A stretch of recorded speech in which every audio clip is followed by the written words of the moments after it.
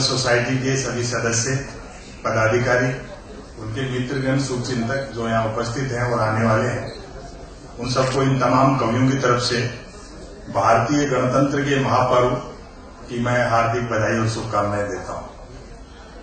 ये कार्यक्रम बड़े आनंद फानंद में तय हुआ, लेकिन कमल जी भाई साहब के साथ बैठ करके और दूसरे वाले कमल जी के साथ बैठ करके जो कसरत की 2-2.5 घंटे की, उसमें अच्छी बात यह हुई कि जेसीएस में आपके यहाँ जितने अब तक कवि आए हैं, मैं समझता हूं कि कंटेंट के बल पर, कथ्य के बल पर इससे अच्छी टीम आपके यहाँ आज तक नहीं है।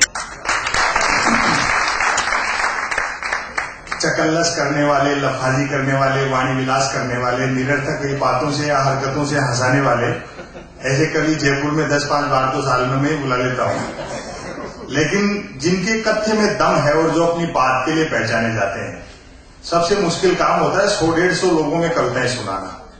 10,000 की भीड़ में तो गर्दन भी हिला देगा तो हंसते हैं लोग बात, लेकिन अच्छे लोगों में अच्छे कवि। और सौभाग्य की बात यह है कि आदरणीय उदय प्रताप सिंह जी का जो सानिध्य है, मैं समझता हूं कि आज के इस कवि सम्मेलन की उपलब्धि है। हमने एक बार एक संस्था में हमारे यहाँ बुलाया था जवाहर कला में, 2 घंटे तक अकेले ही सुनाते रहे, उसके बावजूद भी इच्छा थी कि इनको और सुने। तो आज आप इनको बहुत भरपूर सुने।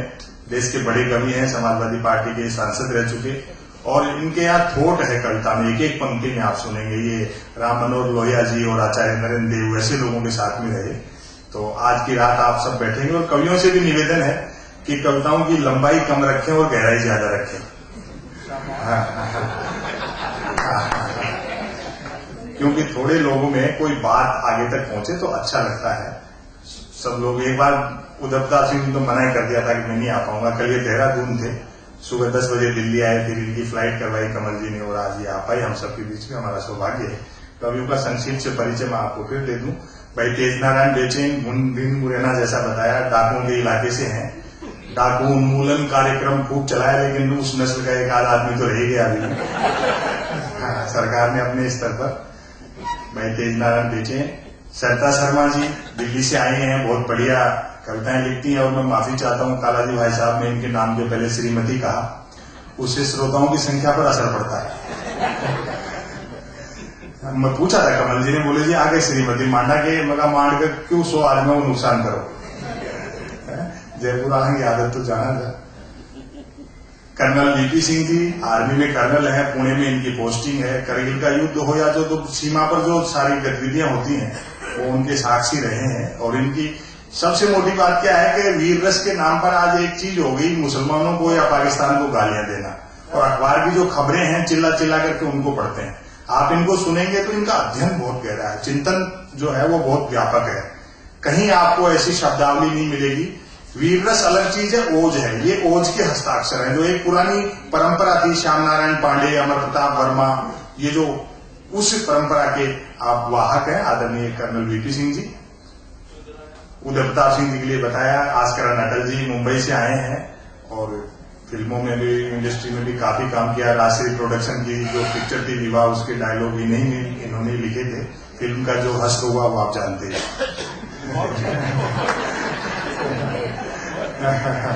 लेकिन बड़े चिंतन वाले कवि हैं।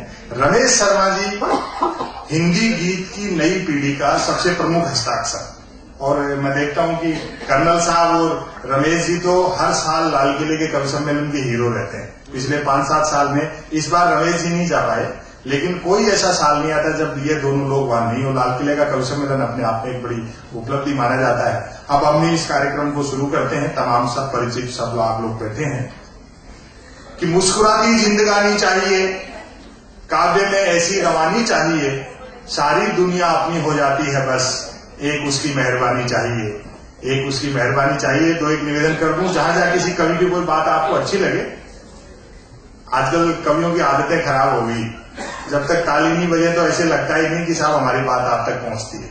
हालांकि ताली जो है वो किसी कविता का पैमाना नहीं है, लेकिन आप लोग जहां जहां अच्छा लगे सराह देंगे तो इनको भी अच्छा लगेगा, उत्साह बढ़ेगा इनका।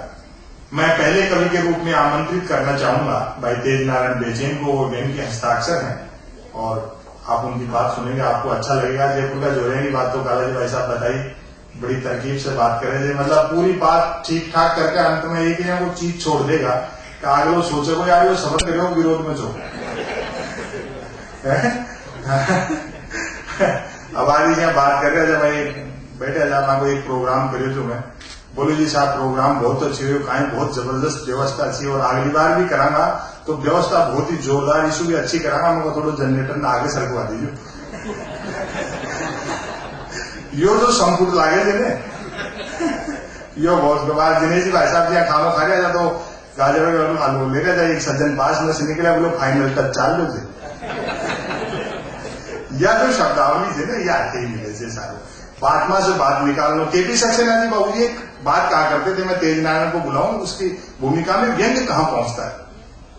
एक किसान का मुकदमा एडिशनल जज की अदालत में था, शब्दों पर ध्यान देना, एडिशनल जज बोले साहब 20 साल से केस लड़ रहा हूं, मेरे 3 बैलों की जोड़ी गायब हो गई, आज तक उसको ढूंढ नहीं पाए। इतना लंबा मुकदमा, अब तो वो मरमरा भी गए होंगे। 3 बैलों की जोड़ी तो जज ने माथा पीट लिया, बोले यार 2 बैलों की जोड़ी तो सुनी थी, तीसरा बैल क्या था?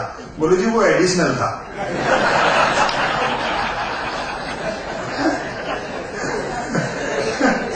ये जो बात पहुंचती है ये व्यंग्य का तेवर है। जैसे एक आदमी डॉक्टर के पास गया तो डॉक्टर ने उसको 2 टेबलेट दे दी, बोले जी एक तो रात को सोते समय ले लेना और एक सुबह उठ जाओ तो। ये व्यंग्य का तेवर है। पहले कवि को थोड़ी सी अतिरिक्त कुर्बानी देनी पड़ती है, गहना गहनी रहती है, लोग आते हैं जाते हैं, इसका साउंड थोड़ा सा कम कर दो, थोड़ा सा कम कर दो, क्योंकि थोड़े से लोग हैं और बहुत ही सुंदर हॉल में बहुत बढ़िया जगह ये कार्यक्रम है।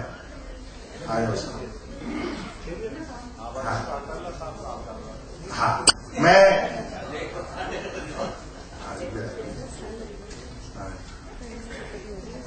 मैं भाई तेज नारायण बेचैन को आमंत्रित करूं, आप भरपूर तालियां बजा करके आप उसका स्वागत करें।